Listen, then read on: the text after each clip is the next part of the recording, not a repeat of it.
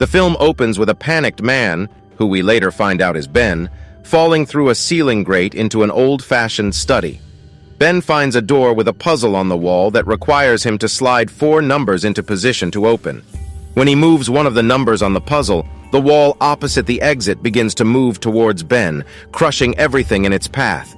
Ben frantically searches for clues around the room and moves the numbers on the door into position, but the wall continues to move. Ben is trapped between the 2 walls and his leg is punctured by a sharp stick. The film then cuts to 3 days earlier in Chicago, Illinois, before we can see Ben's death. Zoe is in a college lecture hall. Her professor asks a question that she knows the answer to, but she is too shy to speak up. She finds a package for Zoe outside their room. Inside is a note from her professor and a black puzzle box. Jason is a hotshot stock trader. He gets a call from a happy client offering him a vacation to Fiji, and he later receives a note from the client along with the same kind of black puzzle box Zoe received. Ben is a stock boy at a grocery store who is denied a promotion to cashier because his boss says it would be bad for business. The next morning, Ben arrives at work and finds a note from his boss and a black puzzle box on his workstation. Zoe, Jason, and Ben each manage to open their puzzle boxes. Zoe figures it out on her own. Jason uses a YouTube tutorial, and Ben stumbles across the solution by accident after trying to smash the box with a hammer. Inside is a card inviting them to Minos Escape Room, where the first person to escape the room will earn $10,000. Ben stands outside the Minos building smoking when Amanda arrives. She enters the lobby and checks in with the guard, who requires that she turn in her cell phone so pictures of the room aren't posted online. Amanda and Danny enter the waiting room where Jason, Zoe, and Mike are already waiting. Ben joins them and the group chats while waiting for the game to start. Danny reveals that he's been to over 90 escape rooms. Ben gets tired of waiting for the game to start and wants to go outside and smoke. When he tries to open the door, the handle breaks off in his hand, and Danny realizes that the game has started. Where the handle broke off is now an oven dial, and the group begins searching for clues. Amanda sees that all the magazines in the room were sent to a Dr. Wooten Yu. Mike flips through the books on the shelf and finds a screwdriver and a copy of Fahrenheit 451. Zoe turns the oven dial to 451 degrees, and heating panels around the room turn on and begin heating the room. Amanda gets anxious and asks the person sitting behind a frosted glass window for a clue. Zoe realizes that the voice they keep hearing from behind the window is a recording. Jason picks up a snow globe with a sailboat inside off a shelf and looks disturbed before putting it back down. Ben takes a fire extinguisher off the wall, which turns on more heating panels. The fire extinguisher is fake, but Zoe pulls the pin out and finds a key to open the frosted glass window. Inside is a mannequin holding a phone. The phone rings and Jason answers. The voice tells them to follow the rules. When Jason hangs up the phone, more heating panels turn on. As the room gets hotter, Amanda panics. Zoe gets her a glass of water from the water cooler to calm her down. Zoe notices a sign on the wall that says to use the coasters. She presses down on one of the coasters on the coffee table, and a painting on the wall moves to reveal an air duct. Zoe figures out that all 6 of the coasters need to be pressed down to keep the painting from blocking the air duct. Zoe, Danny, Ben, Amanda, and Mike press the coasters down while Jason crawls into the duct. He finds a grate that leads into another room but needs the screwdriver from Mike, who joins him in the duct to open the grate.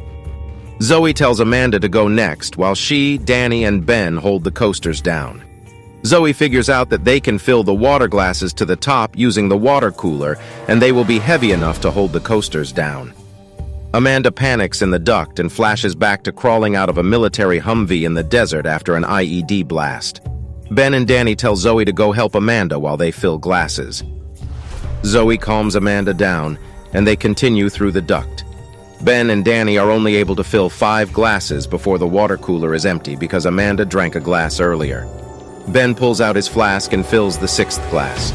Danny and Ben crawl through the duct as the room bursts into flames behind them and crawl up through the grate just before the fire blasts through the air duct. The group is now in a log cabin. Everyone thinks the game is real except for Danny, who whines that he's stuck playing with 5 boring people. Jason opens a lock on the front door with the key he used to open the frosted window in the waiting room, but there's another lock that requires 7 letters to open. Mike finds a quote on the wall that says, "You'll go down in history." Zoe starts naming U.S. presidents with 7-letter last names, but none of them open the lock. Ben notices 9 antlers mounted on the wall, each with a letter below them. He flashes back to driving at night with his friends. They're all drunk and loudly singing Rudolph the Red-Nosed Reindeer when Ben crashes head-on into another car. Ben realizes that the letters under the antlers are the first letters of the names of Santa's reindeer. Ben tells them to try Rudolph, and the lock opens. The group exits the cabin, which locks behind them. They are now in a snowy clearing where the ground is water that is frozen over. A thermometer reads 30 degrees, and Zoe notices the temperature slowly dropping. It appears they are outside, but Danny walks away from the cabin until he bumps into a barrier and realizes that the walls are high-tech screens designed to make it appear that they're outside. They search for clues. Jason finds a locked door in the wall, and Amanda finds a boat with a red jacket in it. Zoe sees a carving on the side of the boat that says, "True North is a lie." Jason seems disturbed by the jacket, and Amanda says that they'll take turns wearing it, starting with Zoe. Mike finds a fishing pole in a tree, and Ben stumbles across a fishing hole in the ice after stepping in it. While the other 5 drop the fishing line into the hole to see how deep it goes, Zoe uses the compass to wander around. She notices the compass start to malfunction near a taxidermied polar bear and reaches into the bear's mouth to find a magnet. When she rejoins the group, Jason says that it's his turn to wear the jacket and takes it from her. Ben walks away to smoke, while Mike attaches the magnet to the fishing line and drops it into the hole again. He pulls up a metal frame filled with a frozen solid block of ice with a key in the middle. The ice is too solid to break, so Danny asks Ben for his lighter to melt it. Ben throws it partway to Danny, and when Danny walks over and picks it up, the ice beneath him breaks, and he falls into the water. The other 5 frantically search for Danny through the ice, and Amanda wants to dive in after him. Mike tells her that with the current, she wouldn't make it back to the surface even if she could find Danny. Danny drowns under the ice. Jason tells them they'll all die of hypothermia if they don't work together to melt the ice, as the temperature continues to drop. He flashes back to sitting on the hull of an overturned boat in icy water next to another man who is wearing the same red jacket they found in the room. They take turns wearing the jacket and slowly manage to melt the ice by all putting their hands on it as the temperature in the room drops below 0. Jason puts the key in the door, but it doesn't open. They see a door open on the other side of the room and run for it. The ice starts cracking beneath them as they run across the room, but they all make it. The next room is a bar with a pool table, but everything in the room is upside down and bolted to the ceiling, which is at least 20 feet up. Mike realizes that the 8 ball is the only ball missing from the pool table. A phone attached to the pool table starts to ring, and the receiver drops down far enough for them to answer it. The voice tells them to watch their steps, and a piece of the floor falls away to reveal a 15-story drop under the room. Everyone grabs onto the walls. Amanda climbs up behind the bar where she finds a safe that requires a 4-digit code. Zoe sees a sliding puzzle on the wall and climbs to it to start solving it while another part of the floor falls. Jason climbs onto a platform next to the exit door, which is missing the handle. Ben and Mike climb onto the sliding puzzle frame with Zoe while more of the floor falls away. Zoe solves the puzzle, and they realize the colors in the puzzle correspond to certain billiard balls. They give Amanda the code to open the safe and get the 8 ball, which will function as the door handle. The sliding puzzle frame starts to come away from the wall due to their combined weight. Zoe falls onto a section of the floor below the puzzle and is dazed by the impact. She flashes back to the inside of a crashed airplane which is upside down. She is looking up at her mom's dead body strapped into the seat. Jason jumps down and helps Zoe onto the platform and climbs up just before that section of the floor falls. Amanda puts the 8 ball in her pocket and jumps from the bar to the pool table, where she has to use her arms to pull herself along the edge until she can get her legs up. The ball falls out of her pocket onto the last remaining section of floor and starts to roll towards the edge. Amanda jumps down, grabs the ball, and throws it to Jason just before the floor falls. She grabs the hanging phone cord, and Ben tries to reach her with a pool cue, but the cord snaps and she falls to her death. Zoe is devastated, and Ben tries to comfort her while Jason pushes ahead into the next room. The 4th room is filled with 6 hospital cubicles. Zoe, Ben, Mike, and Jason each recognized the cubicles as replicas of the hospital rooms they were in after their accidents. Zoe was the sole survivor of a plane crash in Vietnam that killed her mom.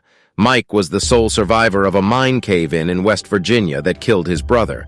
Ben was the sole survivor of a drunk driving accident that killed all his friends, and Jason was the sole survivor of a boat overturning in icy water. Jason says that he and his friend took turns sharing a red jacket until his friend decided to swim for help on the second day. Jason remained with the boat and was rescued on the third day, but his friend was never found. The group finds files on Amanda and Danny that tell them Amanda was the sole survivor of an IED blast in Iraq, and Danny was the sole survivor of a carbon monoxide leak that killed his family. They realize the designer knows everything about them. Zoe realizes they were chosen because they are all sole survivors, and whoever designed the escape rooms wanted to see which of them would ultimately survive. A TV turns on and starts a 5-minute countdown. The video shows an open heart surgery and says they need to put their hearts into it. Zoe says they should stop playing along with the game since the designer clearly wants there to be one sole survivor in the end. She starts destroying all the cameras in the room. Jason, Mike, and Ben realize that the X-rays they found spell EKG in sign language. Jason finds the EKG machine and notices canisters of poison that will be released into the room once the countdown is up. Jason thinks they need to use the EKG machine to measure a very high heart rate. Ben's heart rate isn't high enough, so Jason attaches the machine to Mike. While Ben tries to get Zoe to calm down and work with them, Jason convinces Mike that his heart rate needs to be higher and they need to use a defibrillator on his heart. Jason shocks Mike twice with the paddles until his heart rate is over 200. Mike flatlines and Ben performs CPR to try to revive him but is unsuccessful. Jason realizes the EKG also needs to measure a low heart rate before the door will open. Jason attaches the machine to himself and calms himself until his heart rate drops below 50 and the door opens. The countdown ends, and poisonous gas starts to fill the room. Ben begs Zoe to follow him and Jason out of the room, but she refuses because she is still breaking cameras and is convinced that is the solution. Jason and Ben leave, and Zoe smashes the last camera. Zoe collapses on the floor and starts foaming at the mouth. Jason and Ben enter the fifth room, which is completely covered in a black and white checkered pattern over the walls, floor, ceiling, and furniture. Ben yells at Jason for killing Mike and realizes that Jason killed his friend on the boat so he wouldn't have to share the jacket. Jason flashes back to fighting his friend on the boat, drowning him, and letting his body drift away so Jason could use the jacket and survive. Jason tells Ben that he can't take the moral high ground because he's responsible for his friends dying in the car crash. Jason says that survival is the only thing that matters. Ben angrily walks away and finds a hatch in the floor. It's too heavy to open alone, and they have to work together to open it. They get the hatch open and notice a substance on their hands from the handle. They start hallucinating and see a message under the hatch that tells them the antidote is in the room. Ben finds the antidote, but there is only one dose. Jason attacks him to get the antidote, and they fight as the floor rotates until Ben kicks Jason's head into a table corner and he dies. Ben uses the antidote on himself, drops down into the hatch, and kicks through a grate in the floor. This brings us to the room at the beginning of the movie. Ben is close to being crushed between the walls until he manages to squeeze sideways into the fireplace. The walls smash together, and the mantle of the fireplace breaks open the door for Ben to exit the room. Ben enters a large room filled with computers and a screen showing the 6 contestants, each with their faces crossed out except for his. The game master greets him and explains that the game was designed to entertain a select group of rich and powerful people. Past games have included college athletes and savants, and the people in charge wanted to test sole survivors. 2 workers in hazmat suits enter the hospital escape room where they are ordered to clear out Mike and Zoe's bodies. They notice a breathing tube hanging from the ceiling. Zoe, who used the breathing tube to survive after destroying the cameras, attacks them from behind with an IV stand, knocks them out, steals a gun, and exits the room. Ben asks the game master if he can leave since he won the game, and the game master says yes, then starts to strangle him with a wire. The game master climbs on top of Ben to finish choking him, but looks up and notices a computer saying "System Override," while the screen showing the 6 original contestants changes to list the game master, Ben, and Zoe as being in play. Zoe shoots the game master but doesn't kill him as he runs behind some crates. While Zoe is distracted trying to wake Ben up, the game master attacks her and manages to get control of the gun. Before he can shoot her, Ben smashes him in the head with a glass container and shoots and kills him. The screen changes to show the game master's face crossed out and Zoe and Ben listed as winners. Zoe and Ben exit the building and go to the hospital for Ben's injuries. The police pick up Zoe from the hospital to go to the Minos building. When the police enter the building, it appears to be abandoned and falling apart. They tell Zoe they haven't found any evidence of anything she claims went on in the building. Zoe tells them to ask Ben to corroborate her story, but they tell her that Ben's blood work showed multiple drugs in his system. Zoe sees the words "No Way Out" spray painted on the wall and realizes that it is an anagram for Dr. Wooten Yu, whose name appeared multiple times in different escape rooms. The police don't believe her story and tell her they need to leave the premises. 6 months later, Zoe and Ben meet up at a cafe. Ben's life has improved, and he's working as a salesperson for vegan dog food. Zoe shows Ben a binder of information she's been compiling about Minos. There are articles about the deaths of Amanda, Mike, Jason, and Danny that cover up their true place and cause of death. Danny drowned in Lake Michigan. Jason died in a motorcycle accident. Amanda died after falling during a solo rock climb, and I can't remember what excuse they used for Mike's death. Using the Minos logo, Zoe has also discovered the coordinates of the Minos headquarters in New York City, and Ben agrees to join her when she flies there in 2 weeks to try to bring them down. The film cuts to a plane in distress with one of the engines on fire.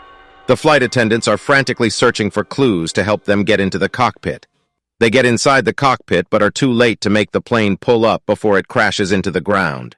The camera cuts away to show that the plane is actually suspended inside a warehouse, and the flight attendants and passengers are employees of Minos testing out an escape room scenario. A figure in shadows appears on a screen and asks an employee what the chance of survival is. He's told it's only 4%. The figure tells the employee that he wants it to be more survivable since it's no fun if the participants don't have a chance. He reveals that he has Ben and Zoe's flight itinerary and the scenario needs to be ready for their flight. Thanks for watching this video. If you enjoyed it, make sure to hit the like button and subscribe to my channel for more content like this. I always love hearing from my viewers, so feel free to leave a comment below with your thoughts on the video or any suggestions for future content. Once again, thanks for tuning in, and I'll see you in the next video.